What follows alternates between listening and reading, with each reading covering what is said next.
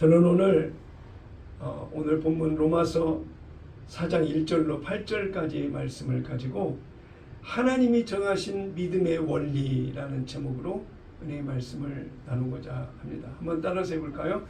하나님이 정하신 믿음의 원리. 하나님이 정하신 믿음의 원리. 네. 저는 지난 7월 한 달 동안 하나님이 하시는 일, 하나님의 나라에 대해서 한 달 동안 말씀을 전했습니다. 이번 8월은 믿음을 주제로 해서 말씀을 전하려고 하는데요. 오늘 첫 번째 시간은 하나님이 정하신 믿음의 원리라는 제목을 가지고 은혜의 말씀을 나누고자 합니다. 하나님이 사람을 창조하실 때 사람에게는 수많은 기능을 사람에게 허락하셨어요. 단순히 생물학적인 존재로 창조하셨다, 하나님의 형상을 따라 지었다라고 하는 그런 생물학적 존재만이 우리의 모습이 아니라 어떤 본능을 넘어선 그 지적인 사고, 깊은 그 감정, 그리고 영적인 반응에 이르기까지 수많은 기능들을 창조하신 사람의 몸에 허락하셨다라고 하는 거예요. 그러면 수많은 기능을 사람에게 허락하셔서 그 기능이 발휘되고 드러나도록 하시는 하나님의 의도와 뜻과 계획이 창조의 하나님의 섭리와 뜻을 알고자 하는 자의 관점에서 살펴봐야 될 놀라운 내용이 바로 사람이 기능적 역할을 하는 그 기능이 하나님이 왜 부여하셨을까라고 하는 질문에 답을 향해서 나가는 우리의 모습이 되어야 될 것입니다. 하나님이 사람에게 주신 기능들을 크게 세 가지로 구분을 지어볼 수가 있는데, 첫째는 지적인 기능이라고 하는 것입니다. 사람은 생각할 수 있는 존재입니다. 세상을 인식하고 분석하고 이해하고 미래를 예측하여 미래를 계획할 수 있는 그 기능이 사람에게 있다라고 하는 것입니다. 하나님께서는 창조하신 이후에 사람인 아담을 통해서 창조하신 사람의 그 기능을, 지적인 기능을 어떻게 하는가 보자라고 하나님이 시험해 보신 것이 있습니다. 그것은 아담을 불러내어 창조하신 모든 세계의 동물들의 이름을 지으라고 하셨어요. 창세기 2장 19절에 여호와 하나님이 흙으로 각종 들짐승과 공중의 각종 새를 지으시고 아담이 무엇이라고 부르나 보시려고 그것들을 그에게로 이끌어 가시니 아담이 각 생물을 부르는 것이 곧 그 이름이 되었더라.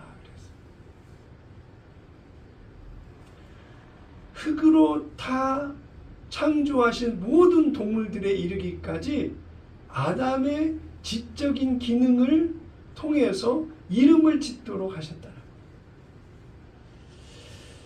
두 번째로 하나님은 감정과 관계 형성의 기능을 사람에게 허락하셨다고 하는 것입니다.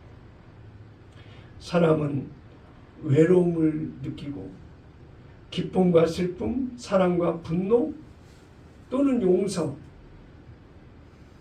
또 그것을 참지 못하고 화를 내는 그런 감정, 다양한 반응할 그 눈에 보이는 것에 반응하는 반응에 맞게 나타나는 감정과 느낄 수 있는 그런 모든 기능을 우리에게 다 허락하셨다는 거예요.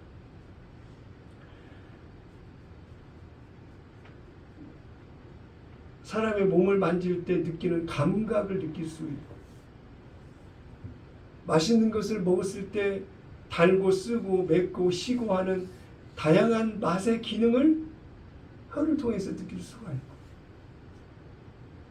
뜨거움과 차가움을 느낄 수가 있고 다양한 몸에 반응하는 기능들을 사람에게 허락하셨다고 하는 것입니다. 뿐만 아니라 사람과 사람과의 관계 속에서도 수많은 생각들을 통해서 믿을 수 있는 기능이 있고 또 불신과 더불어서 저 사람을 판단하고 분별할 수 있는 그런 분별의 기능까지도 사람에게 허락하셨다는 것입니다. 그래서 그러한 기능을 통해서 수많은 사람과의 관계를 맺어가고 살아가고 있는 것이 우리의 삶입니다. 이러한 관계 속에서 주목할 것은 바로 신뢰와 믿음이라고 하는 그 연결고리가 그 관계를 이어가게 하는 놀라운 그 끈으로 역사하고 있다라고 하는 것입니다. 우리는 사람을 믿기도 하지만 보이지 않는 눈에 보이는 사람을 믿기도 하지만 눈에 보이지 않는 하나님을 믿는 믿음으로 살아가고 있습니다. 이러한 바탕에는 신뢰와 믿음이라고 하는 그 보이지 않는 끈에 의해서 관계가 형성이 되고 때로는 친밀하기도 하고 불편해서 어려워서 멀어지기도 하는 것이 바로 관계 속에서 역사하는 그런 신뢰와 믿음이라고 하는 그런 관점에서 그런 관계가 형성된다라고 하는 것입니다. 이런 믿음은 인간에게 주어진 잠정적인 감정과 기능관계 속에서만 이루어지는 것이 아니라 하나님과 관계 속에서 펼쳐지는 영적인 일의 관계 속에서도 그 관계가 이어지는 것을 보여주고 있습니다. 감정과 관계 형성의 그 기능이 사람에게 있다. 세 번째, 의사소통의 기능이 사람에게 있습니다. 하나님은 사람에게 언어를 주셔서 자신의 생각과 감정을 표현하게 하셨습니다.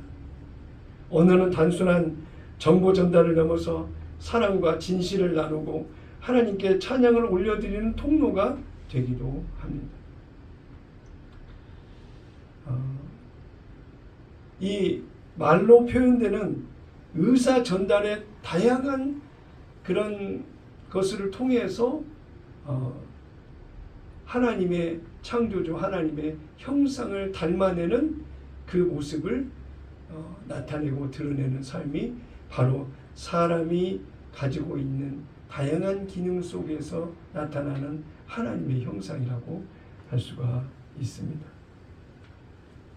잠언 18장 21절에 보면 죽고 사는 것이 혀의 힘에 달렸나니라고 이야기를 했을 정도로 우리 안에서 언어 소통의 그 능력이라고 하는 것은 굉장히 큰 힘과 능력을 발휘하고 있다 할 수 있습니다. 이런 세 가지 기능을 정리해 보면 하나님은 단순히 생물학적으로 살도록 했다라고 하는 생명의 탄생으로만 사람에게 주어진 것이 아니라 하나님을 인식하고 사랑하고 신뢰하며 또 창조하신 하나님의 세계 속에서 하나님과의 깊은 교제를 통하여 하나님의 형상을 드러내는 삶을 살도록 하신 하나님의 의도와 뜻이 창조받은 저와 여러분의 오늘의 삶에 있다라고 하는 사실을 잊어서는 안 되겠습니다.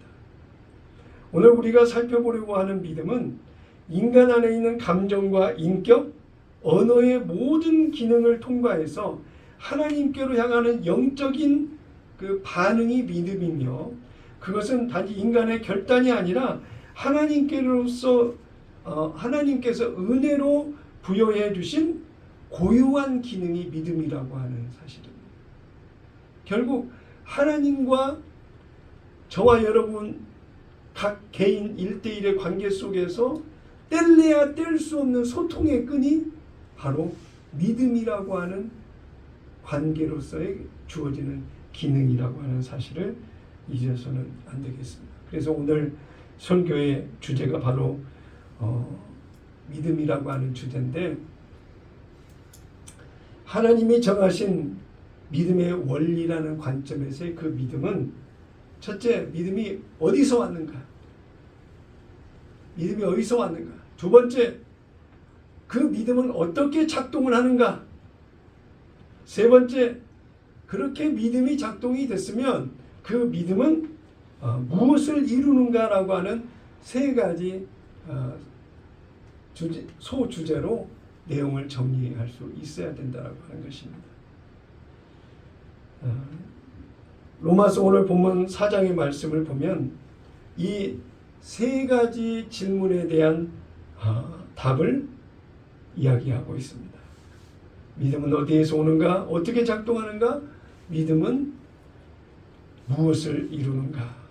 첫 번째, 믿음은 어디에서 오는가? 믿음의 기원, 믿음의 출발에 대해서 하나님은 이렇게 말씀해주고 있습니다. 아브라함은 믿음의 조상인데요. 하나님께서 인정하신 아브라함의 믿음을 살펴보면 믿음의 출발이 어디에서 시작이 된 것인지를 알려주는 놀라운 비밀의 말씀이 있습니다. 그것은 창세기 15장 5절 6절인데요. 그를 이끌고 밖으로 나가 이르시되 하늘을 우러러 무뼈를 셀 수 있나 보라. 또 그에게 이르시되 내 자손이 이와 같으리라. 아브라함이 여호와를 믿으니 여호와께서 이를 그의 의로 여기시고 그랬어요. 자식이 없는 아브라함에게 하늘의 무뼈를 보게 하시고 내 자손이 이와 같으리라고 했는데 그 사실을, 그 말을 아브라함이 믿었다는 거야. 그 믿음을, 하나님이 인정하는 그 믿음을 가진 아브라함을 하나님이 의로 여기셨다. 그러면 결과는 의로 여김을 받는 아브라함이 믿음을 통해서 하나님이 그렇게 해주실 것이라고 하는 그 믿음을 통해서 의롭다함을 받았으니 아브라함이 믿는 그 믿음의 원리에 대한 내용을 접근해 보면 우리가 믿음의 기원 출발이 어디에서 주어진 것인지를 알 수 있다라고 하는 것을 오늘 본문의 말씀을 통해서 알 수 있고요. 로마서 4장 3절 본문의 말씀을 보게 되면 성경이 무엇을 말하느냐? 아브라함이 하나님을 믿음에 그것이 그에게 의로 여겨진 바 되었느니라. 어떤 아브라함의 노력과 수고와 열심과 희생과 헌신으로 얻어진 의가 아니라는 거예요. 하나님의 약속을 믿는 그 믿음이라고 하는 그 자체 하나를 가지고 하나님이 그를 의로 여기셨다라고 하는 거예요.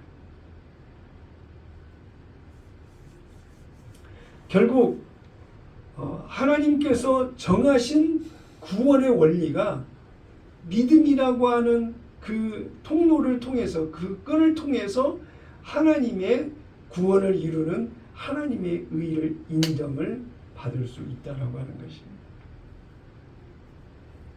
로마서 10장 17절 그러므로 믿음은 들음에서 나며 들음은 그리스도의 말씀으로 말미암았느니라 그랬어요.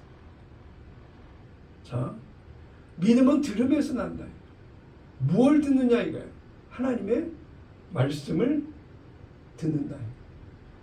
그럼 하나님의 말씀은 곧 하나님이라고 그랬는데 그 말씀이 들려졌다라고 하는 것은 수많은 말씀을 듣지 못하는 자리 있음에도 불구하고 그 가운데 하나님의 말씀을 듣는 자가 하나님이 은혜를 받아서 그 말씀을 듣고 아는 자가 있다라고 하는 거예요. 그래서 은혜를 입은 자의 그 결과적 은혜는 하나님으로부터 일방적인 은혜로 주신 것이다라고 합니다. 수많은 사람에게 복음을 전한다 한들 그들이 복음을 받아들이고 믿습니까? 그렇지 않잖아요. 믿음은 인간의 결심 이전에 하나님의 말씀이 임할 때 성령으로부터 주시는 은혜의 반응이라고 하는 거예요. 에베소서 2장 8절을 다 같이 한 목소리로 같이 읽겠습니다. 시작. 너희는 그 은혜에 의하여 믿음으로 말미암아 구원을 받았으니 이것은 너희에게서 난 것이 아니요 하나님의 선물이라. 자, 믿음은 하나님의 선물이다. 선물의 가치는 은혜로 받는 거지만 받은 사람에게는 그 믿음의 선물을 자기 것으로 만들고 선물의 결과를 누리는 모습이 반드시 나타나야 선물의 가치가 선물을 주신 자의 의도와 뜻 안에서 그 가치가 드러나는 것입니다. 그 첫째 것이 하나님의 놀라운 은혜로 하나님을 아는 반응의 변화가 우리에게 주어졌다라고 이야기하고 있습니다. 고린도후서 4장 6절 다 같이 한 목소리로 읽습니다. 시작. 어두운 데에 빛이 빛이라 말씀하셨던 그 하나님께서 예수 그리스도의 얼굴에 있는 하나님의 영광을 아는 빛을 우리 마음에 비추셨느니라. 그래서 자, 지적인 기능, 학습을 통해서 알게 되는 그런 능력의 그 변화, 인지할 수 있는 깨닫는 놀라운 은혜, 이러한 모든 것을 우리 마음에 비추게 알게 하셔서 그 하나님의 놀라운 그 하나님을 아는 믿음의 출발이 우리 안에 시작되었다라고 이야기하고 있는 것입니다.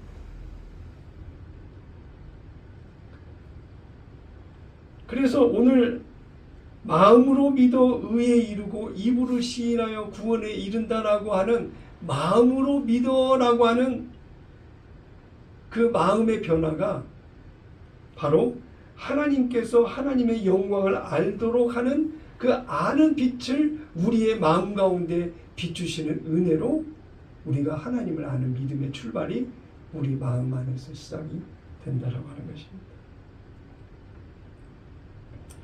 요한복음 6장 44절에 보니까 나를 보내신 아버지께서 이끌지 아니하시면 아무도 내게 올 수 없으니 오는 그를 내가 마지막 날에 다시 살리리라. 예수님 얘기하셨습니다. 빌립보서 1장 29절에 보니까 그리스도를 위하여 너희에게 은혜를 주신 것은 다만 그를 믿을 뿐 아니라 또한 그를 위하여 고난도 받게 하려 하심이라. 이제 하나님의 말씀의 비추임을 우리의 마음 가운데 받아서 마음으로 믿어 의에 이르고 구원에 이른 모습이 되었으니 이제 우리가 그 가치를 생명을 하나님의 절대적인 그 약속의 모습을 그 크기가 무게가 가치가 어떻다는 것을 이제 알았으니 이제는 어떤 고난도 어떤 힘듦도 어려움도 감내하면서 지켜갈 수 있는 그것이 하나님을 향한 믿음의 그 가치라고 하는 사실입니다. 그러므로 이제 내 안에 주신 하나님을 아는 그 믿음의 놀라운 결과적 변화의 삶은 수많은 믿음으로 인해서 겪게 되는 고통과 아픔과 힘듦과 어려움에 대한 수많은 일들이 우리의 일상의 생활 속에서 펼쳐진다 할지라도 올곧게 신실하게 믿음을 지켜 그것을 이겨내고 감당하는 그것이 바로 믿음의 가치 그 것인 은혜를 아는 자의 반응이라고 하는 것입니다.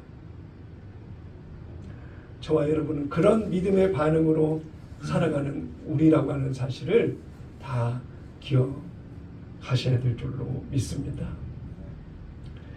믿음을 믿는 자들에게는 하나님의 일방적인 은혜로 주신 것입니다. 예수님께서 시몬 베드로에게 신앙 고백을 들었습니다. 그런 예수님이 신앙 고백을 한 베드로에게 답변하신 내용의 말씀이 있습니다. 마태복음 16장 16절에 시몬 베드로가 대답하여 이르되 주는 그리스도시요 살아계신 하나님의 아들이시니이다 라고 고백을 했어요. 베드로의 이 믿음의 고백이 정답이었어요. 그래서 와, 베드로가 정말 신앙 믿음을 잘 고백했네 라고 이야기할 수 있는 16절의 말씀입니다. 그런데 17절의 말씀은 예수님이 그 사람의 생각에 달리 다른 말씀을 하셨어요. 17절 예수께서 대답하여 이르시되 바요나 시몬아 네가 복이 있도다. 이를 네게 알게 한 이는 혈육이 아니요 하늘에 계신 내 아버지시니라. 베드로의 신앙의 고백이 베드로가 아는, 인지하고 깨닫고 스스로 논리적으로 정리해서 얘기하는 믿음의 고백이 아니라 그 믿음의 신실한 고백은 바로 하나님 아버지께서 베드로의 입을 열어 말하게 하신 놀라운 하나님의 인도하신 말씀이라고 말하고 있는 것입니다. 믿음의 출발은 어디입니까? 그것은 하나님으로부터 오는 믿음의 선물, 그 크신 은혜의 출발이라고 합니다. 로마서 10장 10절에 사람이 마음으로 믿어 의에 이르고 입으로 시인하여 구원에 이른다고 하는 그 말씀뿐만이 아니라 요한복음 3장 16절에도 그를 믿는 자마다 멸망하지 않고 영생을 얻게 하려 하심이니라 그랬어요. 결국 하나님이 세상을 이처럼 사랑하사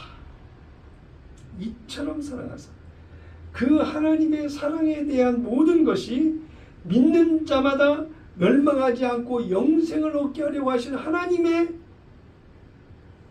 원하시는 그 결과를 얻어내기 위해서 그 통로에 끈을 잇도록 만드신 것이 바로 우리가 오늘 이야기하고 있는 하나님이 우리에게 부여해 주신 믿음이라고 하는 끈이에요. 그 소통의 관계가 믿음으로 연결되어 있다고 하는 것입니다. 그래서 하박국 2장 4절에 보면 의인은 그의 믿음으로 말미암아 살리라 그랬어요. 오직 의인은 믿음으로 말미암아 살리라. 마르틴 루터가 프로테스탄트, 개신교, 썩어 문드러져 있는 카톨릭에서 벗어나 성경으로 돌아가자. 오직 믿음, 오직 성령, 오직 성경. 이 마르틴 루터가 고백하며 외쳤던 그 성경으로 돌아가자라고 하는 그 내용의 말씀은 오직 믿음만이 하나님의 구원에 이르는 연결고리, 유일한 끈이라고 하는 거예요. 우리가 태양이 비추면 식물이 광합성 작용을 합니다. 우리 몸에도 비타민 D가 없으면 병에 걸리고 생활이 힘이 없고 무력해지는 것을 보는데요. 믿음은 인간의 모습에게 하나님이 허락하신 생명의 빛이 바로 믿음이라고 하는 거예요. 이러한 믿음이 저와 여러분을 하나님과 함께 하는 그 연결고리에 놀라운 생명의 끈이라고 하는 것을 잊지 마시고 믿음의 게이지, 수준이 내가 하나님 앞에서 어떤 모습으로 서 있는지를 스스로 돌아보았어요.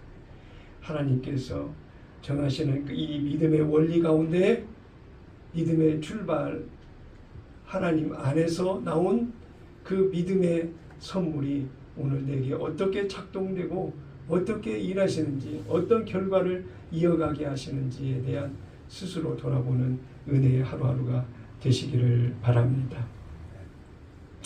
두 번째로 하나님이 정하신 믿음의 원리, 두 번째로 믿음은 어떻게 작동하는가라고 하는 것입니다.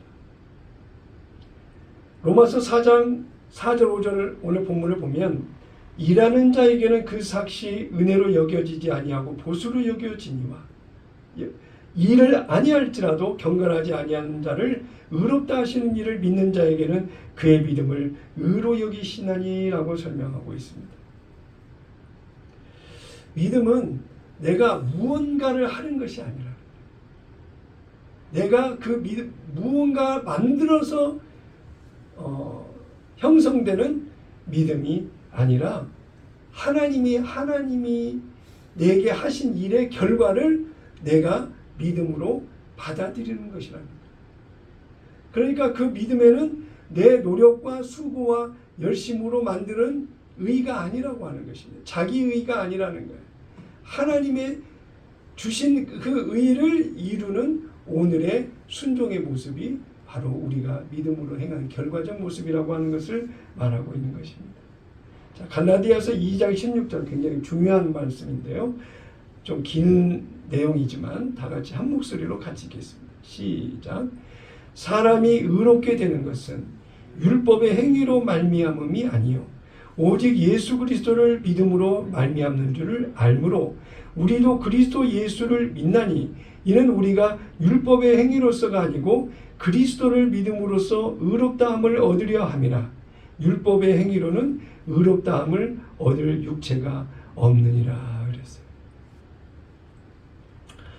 자의적 자발적 노력으로 율법을 지켜서 의롭게 되려고 하는 시도는 백전백패한다라고 하는 것입니다. 어느 한순간 어느 정도는 노력하다가 의롭게 거룩하게 선하게 살다가 어느 한순간에는 내 능력과 한계를 넘어서서 오는 믿음이 아닌 것에 반응하게 되는 그런 상황이 오게 된다고 하는 거예요.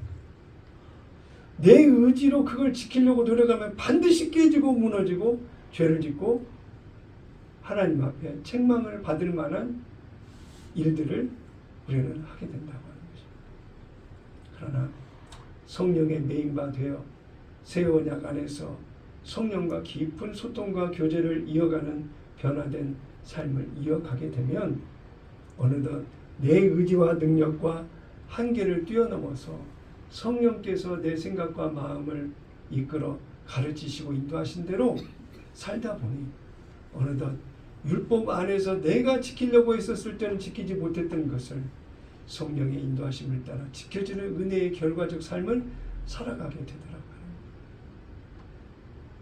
저 개인적인 목사로서의 개인적인 저의 삶도 이런 체험적 은혜의 변화와 그 성장을 제가 경험하지 못했다고 한다면 여러분한테 이렇게 말씀을 전할 수가 없을 것입니다. 개인적으로 대화가 이어지게 되면 저의 소소한 일상 속에서 개인적인 성장이 어떻게 이어져 가고 있는지를 여러분께 말씀을 드리겠습니다. 자, 히브리서 11장 1절에 보면 믿음은 바라는 것들이 실상이요 보이지 않는 것들의 증거니라고 그랬습니다. 믿음 안에서 주신 하나님의 말씀들이 참 많이 있죠. 할 수 있거든이 무슨 말이냐, 믿는 자에게 능치 못한 일이 없느니라. 내 능력과 힘으로 믿음의 결과를 얻는 것이 아니라 전능하신 하나님의 능력과 힘으로 믿음의 결과를 얻는다. 믿음에 대한 수많은 말씀들이 많이 있어서 이번 한 달 동안 설교하는 과정들 속에 그 믿음의 내용들을 좀 다 여러분께 풀어드리려고 하는데요. 한나가 자식을 구했잖아요. 한나의 어떤 그 믿음과 그 결과를 얻기까지, 그 사무엘의 아들을 얻기까지의 그 과정을 보게 되면 믿음이 작동한 것과 작동한 결과적인 과정을 하나님이 어떻게 이끄셨는지를 알 수가 있습니다. 사무엘상 1장 18절에 보면 엘리 제사장 앞에서 한나가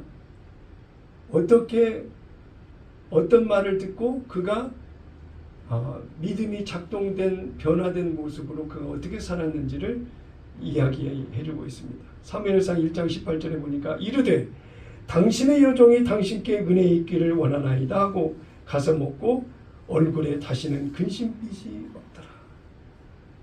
엘리 제사장이 한나의 그 몸부림치는 그런 기도를 인정을 하고 하나님께서 축복하실 것이라고 하는 그런 약속의 말씀을 듣고 한나가 힘을 얻어서 근심이 사라진 변화가 그의 심령 안에 있었다고 합니다.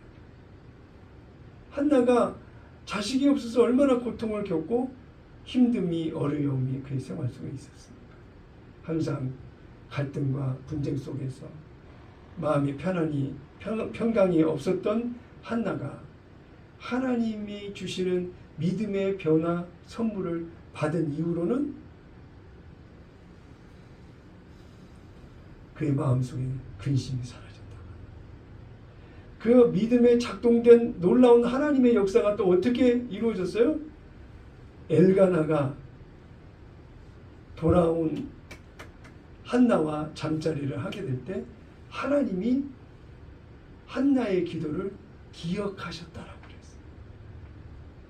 결국 믿음의 선물도 하나님이 주시지만 그것을 믿음으로 순종하고 변화된 모습 속에 받아들인 자에게는 하나님이 작동하시는 놀라운 은혜의 결과까지도 하나님이 잊지 아니하시고 그 믿음에 반응하시는 놀라운 은혜가 우리에게 역사하는 믿음이라고 하는 사실입니다. 아멘이십니까? 자, 믿음은 마음에서 시작되고 그 마음은 성령께서 주장하실 때 진짜로 그 믿음이 열리고 응답을 받는다고 말씀하고 있습니다. 요한복음 1장 12절에도 영접하는 자 곧 그 이름을 믿는 자들에게는 예수 이름으로 사는 자들의 실제 그 작동되는 놀라운 바라는 소망의 믿음의 결과도 결국에는 믿음이라고 하는 그 작동되는 하나님의 원리와 그 능력의 그 관계 속에서 주어진다라고 하는 사실을 알게 됩니다. 또 성경의 인물 중에 12년 동안 혈루병을 앓으면서 매일 흐르는 피 때문에 고통스럽게 살아갔던 혈루병을 앓는 여인이 있었습니다. 이 여인이 예수님의 소식을 듣고 예수님의 옷자락에라도 손을 대면 나을 것이라는 믿음을 가지고 많은 사람들이 몰려 예수님을 따라가는 운집된 그런 과정 속에 예수님 뒤를 따라가며 다른 사람이 모르는 혼자만의 생각 속에 예수님의 옷자락에 손을 대었다고 하는 것입니다. 누가 예수님의 옷자락에 손을 대었는지 예수님 자신도 알 수 없지만 예수님이 알 수 있었던 것은 능력이 나가는 놀라운 하나님의 역사하심을 하나님이 신 예수님이 아셨다라고. 마가복음 5장 34절에 예수께서 이르시되 따라 내 믿음이 너를 구원하였으니 평안히 가라 내 병에서 놓여 건강할지어다. 이 예수님이 혈루병을 앓는 여인인지 아셨어요? 몰랐어요? 아셨어요. 그런데 이러한 사건이 생기기 이전에 하나님께서 이미 혈루병을 앓는 여인에게 예수님이라면 내 병을 고칠 수 있을 것이라는 그 믿음을 주셨다라고 합니다. 그리고 이 여인은 믿음을 주신 대로 받은 믿음에 반응하여 행함으로 자신을 예수님이 오신다고 하는 그 길거리로 나가게 됐고 예수님을 뒤쫓아서 그 믿음에 반응하여 예수님의 옷자락에 손을 대는 행동을 순종으로 하게 됐다고. 이 변화된 일이 누구에 의해서 시작이 되었습니까? 하나님으로부터. 그리고 이 믿음의 결과적 간증 고백을 통해서 결국 하나님이 하신 일, 거룩한 백성으로 믿음을 지켜 그 결과를 얻도록 하시는 일, 그 일을 하나님께서 직접 하셨다고. 지금은 성령 하나님께서 우리 안에 성전된 우리 안에 계셔서 떠나지 아니하시고 우리 안에서 지금도 이 작동되는 믿음으로 믿음의 결과를 우리 안에서 이루어 가신다고 하는 것입니다. 행함의 순종이 이 혈루병을 앓는 여인에게 있었습니다. 저와 여러분도 수많은 체험과 경험을 가지고 있지만 이런 혈루병을 앓는 여인이 행함의 순종을 이루었던 것처럼 우리도 행함으로 인해서 주어진 믿음의 결과적 응답이 얼마나 많이 있었습니까? 하나님의 놀라운 은혜였고 선물이었던 것을 혈루병 앓는 여인뿐만이 아니라 우리도 고백할 수 있는 지나간 증거들을 가지고 있다고 할 수가 있는 것입니다. 에베소서 2장 8절 9절에 보니까 너희는 그 은혜에 의하여 믿음으로 말미암아 구원을 받았으니 이것은 너희에게서 난 것이 아니요 하나님의 선물이라. 행위에서 난 것이 아니니 이는 누구든지 자랑하지 못하게 함이라 그랬어요. 믿음으로 말미암아, 믿음으로 말미암아. 행위에서 난 것이 아니라고 분명히 얘기하고 있습니다. 자랑할 것이 아니라는 거예요. 일방적으로 자랑할 수 있는 것은 하나님의 은혜만이 자랑할 수 있다라고 말하고 있는 것입니다. 자, 결론은 믿음의 출발은 나로부터 시작되는 믿음이 아니라 하나님께로부터 시작되는 믿음이다. 그래서 믿음의 작동 원리는 출발의 기원은 바로 하나님에게로부터 시작이 되었고 그 출발한 하나님의 믿음의 작동 원리는 오늘 내가 믿음의 순종을 통해서 그 믿음이 작동된다라고 말하고 있는 것입니다. 그래서 야고보서 2장 17절과 26절에 보게 되면 이와 같이 행함이 없는 믿음은 그 자체가 죽은 것이라. 또 26절에 보니까 영혼 없는 몸이 죽은 것 같이 행함이 없는 믿음은 죽은 것이니라 그랬어요. 그래서 이런 믿음의 작동 원리를 오늘 알게 되는 저와 여러분이라고 한다면 오늘 성령께서 수없이 내게 말씀하시는 믿음의 그 역사하시는 하나님이 내 안에서 일하시는 그 믿음의 일이 무엇인지를 아는 관심과 집중과 반응하는 순종의 모습이 반드시 뒤따라가야 내 안에서 역사하시는 성령의 열매를 맺을 수 있다라고 하는 것입니다. 갈라디아서 2장 20절의 말씀은 내가 그리스도와 함께 십자가에 못 박혔나니 그런즉 이제는 내가 사는 것이 아니요 오직 내 안에 그리스도께서 사시는 것이라. 이제 내가 육체 가운데 사는 것은 나를 사랑하사 나를 위하여 자기 자신을 버리신 하나님의 아들을 믿는 믿음 안에서 사는 것이라고 그랬어요. 그러니까 오늘 내가 내 안에 주인이 예수님이고 내 안에 왕이 예수님이라고 한다면 그분의 통치를 받고 그분이 책임 가운데 살아가는 우리 안에서 주어지는 믿음으로 반응하는 우리의 말과 행실이 다 함께 이어져야 된다라고 하는 거예요. 내가 입으로 믿음을 말하면서 입으로 죄를 이야기하고 말을 한다라고 한다면 되겠습니까? 로마서 12장 2절 3절 너희는 이 세대를 본받지 말고 오직 마음을 새롭게 함으로 변화를 받아 하나님의 선하시고 기뻐하시고 온전한 뜻이 무엇인지 분별하도록 하라. 내게 주신 은혜로 말미암아 너희 각 사람에게 말하노니 마땅히 생각할 그 이상의 생각을 품지 말고 오직 하나님께서 각 사람에게 나누어 주신 믿음의 분량대로 지혜롭게 생각하라. 목사인 저로서 다른 믿음의 수많은 대상자들에게 대화를 나누면서 또는 상담을 하면서 어떤 상황을 지켜보면서 왜 그렇게 해? 그러지 마. 믿음은 이거잖아. 가르치는 권면을 이야기하다가 그걸 추월해서 주장하고 이것이 옳다 그르다라고 하는 것을 판단해서 전달할 경우가 굉장히 많았어요. 그런데 정작 오늘 이 말씀을 깊이 묵상을 하다 보면 정작 그들에게는 감당할 수 있는 하나님이 주신 허락하신 믿음의 한계가 있다는 거예요. 아무리 이야기한다 한들 하나님의 은혜로 주어지는 믿음의 선물이 있지 않고서는 소화를 못해. 이해가 안 돼. 기억도 안 돼. 믿지도 않아. 그런데 입으로는 고칠 수 있는 것이냐, 가르치면 변화될 수 있는 것이냐, 목소리를 높여 외치고 감정을 실어서 이야기하던 때가 있더라는 거야, 내 자신이. 이 말씀의 은혜를 읽고 깨닫고 보니까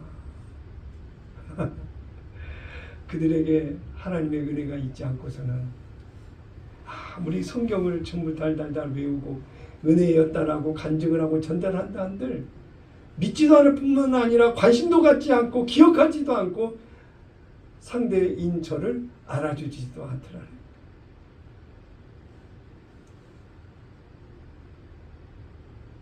작은 교회 목사라고 해서 하나님이 받은 은혜를 이야기한다 한들 들어주지도 않고 이해하지도 않고 설령 그 얘기가 은혜가 됐다 하더라도 나의 권위와 능력과 하나님이 함께 하신 그 증거에 대한 부분들을 그렇게 귀하게 관심 있게 생각을 안 하더라.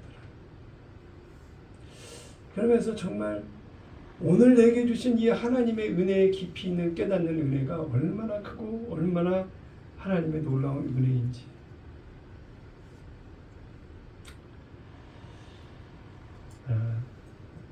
요한일서 5장 4절에 보니까 요한 사도는 이렇게 얘기했습니다. 무릇 하나님께로부터 난 자마다 세상을 이기느니라.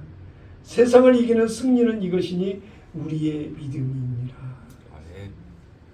세상을 이기는 승리의 원천이 바로 하나님을 믿는 믿음.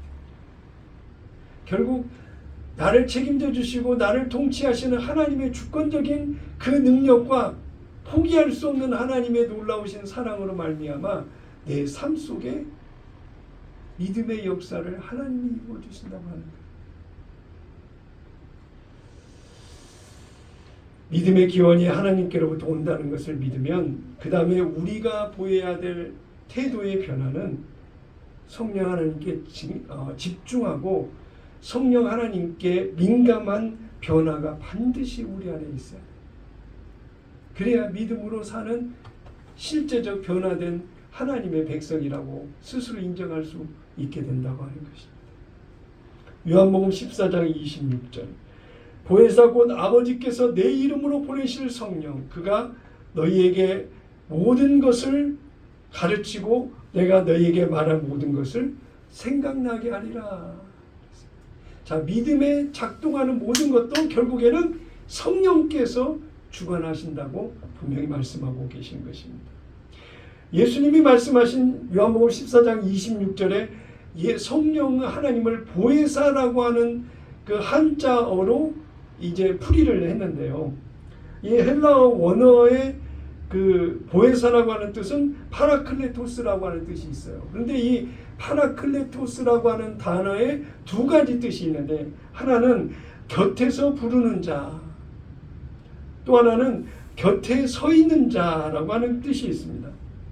파라라고 하는 뜻은 곁에, 옆에 그런 뜻이고 클레토스, 부르다라고 하는 뜻이 있는데요. 곁에서 돕기 위해 불려진 분, 대변자, 중재자, 조력자라고 하는 뜻이 이 보혜사 파라클레토스라고 하는 단어 헬라 원어의 뜻에 있다고 하는 사실입니다. 이 보혜사라고 하는 것을 한자로 번역된 내용을 보게 되니까 보호할 보자, 은혜해자, 스승사자라고 하는 거예요. 은혜로 보호하고 가르치는 스승이라고 하는 거예요. 그래서 성령이 내 안에서 역사하시는 놀라우신 그 기능, 그 역할은 가르치고 인도하신다. 보혜사 성령님은 단지 이론적인 개념의 보혜사라고 하는 생각을 하면 안 된다고 하는 거예요. 실제 오늘의 생활 속에서 내가 성령 하나님을 보혜사로 인정해서 내 옆에서 나를 가르치시고 곁에서 나를 부르시고 인도하시는 놀라운 스승과 같은 거룩한 백성으로 살아가도록 이끄시는 성령 하나님이라고 하는 것입니다. 성령 하나님이 실제적으로 내 안에 계셔서 하시는 일이 무엇인가요? 한 5가지 정도를 정리해 봤는데요. 첫째, 위로하신다고 합니다. 성령. 왜냐하면 예수라고 하는 복음을 받아들이고 믿음으로 사는 가운데 반드시 동반되는 것은 고난이 따른다고 그랬어요. 왜냐하면 예수 아닌 것을 극복하고 이기고 사는 실제적 삶이 되어야 되기 때문에 때로는 포기하고 희생하고 억울하고 분해도 참고 견디면서 믿음을 지켜 나아가야 되는 모습이 되어야 되기 때문에 고단한 인생사 이런 가운데 많은 상처와 마음을 그 상처받은 마음을 하나님께서 성령이 내 안에서 위로하시는 놀라운 역할들을 보혜사 성령님이 하신다고 하는 것입니다. 두 번째로 가르치신다. 어떻게? 하나님의 말씀을 깨닫고 이해되어지고 믿어지게 하셔서 그 말씀에 순종의 반응을 이끄시는 놀라운 은혜가 성령님이 하신다고 하는 것입니다. 세 번째, 생각나게 하시는 기억을 통하여 기억의 기능을 통하여 생각나게 하시는 일을 성령 하나님이 하신다고 하는 것입니다. 예수님이 하신 말씀, 성경의 인물들을 통해서 하나님이 하신 일들을 기억나게 하시고 보게 하시고 믿게 하시고 또 네 번째, 증거하시고 이제는 내가 빛된 자녀로 소금의 역할로 세상을 향해서 예수님을 증거하는 증인의 삶을 살도록 하시는 그 일을 성령께서 내 안에 하신다고 하는 것입니다. 다섯 번째, 변호하신다고 하는 거예요. 사단의 참소로부터 우리를 방어하시고 지키신다고 하는 것입니다. 여러분, 욥의 시험당하는 과정을 기억하시죠? 하나님께서 욥을 변호하시고 지키셨어요. 우리의 모습도 성령께서 우리 안에서 나를 지키시고 대변하시고 보호하시는 일을 성령께서 사단 앞에서 죄 앞에서 세상 앞에서 우리를 변호하시고 지키신다고 하는 것을 기억하시기를 바랍니다. 한 남자가 번지점프에서 뛰어내리는 장면을 한번 기억해 보시기를 바랍니다. 그 사람이 구하는 것은 점프 기술이 아니에요. 그 사람이 구하는 것은 그 사람을 지켜주는 줄의 견고함에 대한 그 신뢰를 그 사람이 얻고자 하는 것입니다. 만약에 그 사람을 붙잡고 있는 끈이 중간에 떨어진다거나 그 사람을 구원할 수 있는 그 유일한 끈이 그 능력이 안 된다고 한다면 사람이 줄을 묶고 뛰어내리려고 하겠습니까? 전능하신 하나님이 붙잡고 있는 이 놀라운 은혜가 붙잡게 하시는 놀라운 은혜가 이 번지점프에서 줄을 믿고 의지하여 뛰어내리는 번지점프하는 사람처럼 믿음에 소통되는 그 믿음의 끈이 전능하신 하나님의 능력을 움직일 수 있는 유일한 힘이요 능력이라고 하는 것을 인정하는 우리의 모습이 되어야 된다고 하는 것입니다. 그렇게 됐을 때 우리에게 주신 은혜를 주신 믿음을 통해서 하나님의 능력이 역사하고 하나님이 나의 삶을 통해서 하나님이신 그 증거를 우리에게 보여주신다고 하는 것을 믿으시기를 바랍니다. 갈라디아서 3장 14절에 보니까 이는 그리스도 예수 안에서 아브라함의 복이 이방인에게 미치게 하고 또 우리로 하여금 믿음으로 말미암아 성령의 약속을 받게 하려 함이라고 말씀하고 있습니다. 한번 따라서 해볼까요? 나도 믿음의 역사가 일어나는 하나님의 자녀입니다. 믿음의 역사가 일어나는 하나님의 자녀입니다. 성령이 오늘도 내 안에서 역사하시고 그 열매를 얻고자 하시는 것은 하나님 안에서 주어지는 놀라운 은혜의 약속의 말씀들을 생각나게 하시고 기억하게 하셔서 또 그 주신 선물로 주신 그 믿음을 통해서 결과를 얻도록 하시는 놀라운 일을 성령께서 내 안에서 일하신다라고 하는 그런 일하심이 우리의 삶 속에 역동적으로 여러분 안에 다양한 믿음의 열매와 결실을 맺어가는 거룩한 꿈의 교회 성도 여러분 다 되시기를 예수님의 이름으로 축원합니다. 다양한 믿음이 여러분 안에서 역동적으로 생명력 있게 이어져가는 오늘의 모습이 되어야 돼요. 저 자신도 마찬가지지만 여러분도 여러분의 생활 속에 수많은 일상의 일들 가운데 다양한 믿음의 대상들이 있는데 성령께서 내게 주시는 믿음의 그 한계, 그 범위 안에서 순종과 행함으로 믿음의 결과를 누리는 여러분의 모습이 되시기를 예수님의 이름으로 축원합니다. 세 번째로 하나님이 정하신 믿음의 원리, 믿음으로 무엇을 이루는가, 그 열매와 결과를 말하고 싶은 것입니다. 오늘 본문 6절에서 8절까지의 다윗의 고백을 보게 되면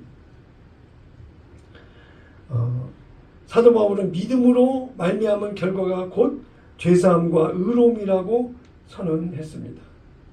사도 바울이 얘기하는 이 다윗의 고백의 내용을 보게 되면 4장 6절, 7절, 8절 일한 것이 없이 하나님께 의로 여기심을 받는 사람의 복에 대하여 다윗이 말한 바 불법이 사함을 받고 죄가 가려짐을 받는 사람은 복이 있고 주께서 그 죄를 인정하지 아니하실 사람은 복이 있도다 함과 같으니라. 다윗의 고백 속에 무엇이 담겨 있습니까? 믿음의 결과는 결국 죄사함과 하나님의 의로움을 입은 결과를 가져오게 된다는 거죠. 믿음은 하나님이 이루신 구속의 은혜를 우리 안에서 실현시키는 도구와 같아요. 도구.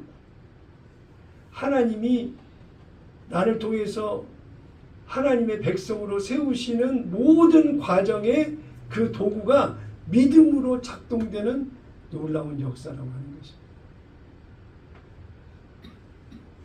7절의 말씀을 주의 깊게 보면 불법이 사함을 받고 죄가 가려짐을 받는 사람은 복이 있고, 이 고백을 했던 다윗도 죄 많은 인생이었습니다. 저와 여러분과 다를 바가 없는 사람이었습니다. 그런데도 그가 불법이 사함을 받고 죄가 가려짐을 받는 사람은 복이 있다고 얘기하는 것처럼 저와 여러분도 동일한 그 은혜를 입은 자로서 하나님의 복을 받은 사람이라고 하는 사실을 믿음으로 인정하는 여러분 되셔야 되겠습니다. 믿음은 단지 정서적인 마음의 확신이 아니라 하나님 안에서 주어지는 선물로 주어진 놀라운 그 의롭다함을 이어주는 통로가 된다라고 하는 것입니다. 베드로전서 1장 8절과 9절을 다 같이 한 목소리로 함께 읽겠습니다. 시작. 예수를 너희가 보지 못하였으나 사랑하는도다. 이제도 보지 못하나 믿고 말할 수 없는 영광스러운 즐거움으로 기뻐하니 믿음의 결국 곧 영원 구원을 받으니라. 2000년 전에 오신 예수님을 우리는 아직 보지는 못했죠. 그러나 우리 안에 하나님을 사랑하는, 예수님을 사랑하는 사랑의 고백이 우리 안에 있다라고. 그 고백이 진실이고 사실이며 하나님의 구원이 우리 안에 있다라고 하는 사실도 인정할 수 있다라고 하는 것입니다. 로마서 5장 1절에 보니까 그러므로 우리가 믿음으로 의롭다 하심을 받았으니 우리 주 예수 그리스도로 말미암아 하나님과 화평을 누리자. 이제는 그 결과적인 열매를 누린다고 한다면 하나님과 깊은 소통과 교제가 하나님의 은혜 가운데 화평케 해주시는 은혜의 모습으로 오늘을 살아가야 된다고 말하고 있는 것입니다. 로마서 5장 1절의 이 말씀을 기억하시기를 바랍니다. 다음 주 설교에 오늘 본문의 말씀들을 요약 정리를 더해서 은혜의 말씀을 더 이어갈 텐데요. 이러한 모든 것들은 에스겔서 36장 26절에서 27절의 말씀을 보면 내 영을 너희 속에 두어 내 법을 지키게 하리니라고 이야기하셨어요. 결국 새 언약 안에서 주신 그 일상의 앞으로의 일들을 이미 하나님께서 약속하시고 새 언약으로 그 모든 것을 풀어서 오늘 그 새 언약의 삶이 실제 우리의 삶 속에 전개되고 있다라고 말씀하고 있는 것입니다. 에레미야 31장 33절의 말씀에서도 내 법을 그들의 마음에 기록하리라 그랬어요. 마음에 기록하리라. 결국 내 안에서 기록된 하나님의 말씀이 율례와 규례를 성령께서 가르쳐 주시는 은혜를 입고 믿음으로 살아 그 율례와 규례를 지켜 행하는 변화된 오늘의 모습으로 살아가도록 하나님이 역사하신다고 하는 것입니다. 법정에서 죄인이 모든 혐의로부터 무죄를 선고받는 순간 그는 자유인이 되고 풀려나게 됩니다. 믿음으로 하여금 우리가 예수님의 대속의 은혜를 입은 결과를 누리는 삶이라고 한다면 우리는 해방이라고 하는 그 결과를 우리가 누리는 삶이 되어야 된다고 하는 것입니다. 이제는 죄로 인하여 하나님 앞에 구원받지 못할 사람이 없다라고 하는 거예요. 믿음으로 말미암아 거듭난 생명 안에서 믿음으로 말미암아 하나님의 구원을 받고 누리는 자는 죄와 상관없이 하나님의 구원을 입은 은혜를 입은 자의 모습이라고 하는 사실을 잊지 마시고 매일매일 예수 안에서 자유함으로 새 언약 안에 성령이 내 안에서 역사하시는 역동적인 믿음의 삶을 살아감으로 마귀와 이 세상에 다가오는 수많은 믿음 없는 것들을 향해서 당당히 승리하며 전진하며 나가는 우리 모습이 되어야 될 줄로 믿습니다. 자, 말씀을 정리하겠습니다. 하나님의 말씀이 임할 때 성령으로 말미암아 반응하고 우리를 하나님의 의로 연결하며 마침내는 구원에 이르게 하는 은혜의 통로가 뭐라고요? 믿음이라고 하는 하나님을 믿는 믿음. 오늘 거룩한 꿈의 교회 성도 여러분, 믿음이 없이는 하나님을 기쁘시게 할 수 없다고 히브리서 11장 6절에 이야기하고 있습니다. 매일매일의 삶 속에 성령으로 충만하고 성령과 동행하는 하나님이 가장 기뻐하시는 거룩한 꿈의 교회 성도 여러분 다 되시기를 예수님의 이름으로 축원합니다. 아멘. 찬양.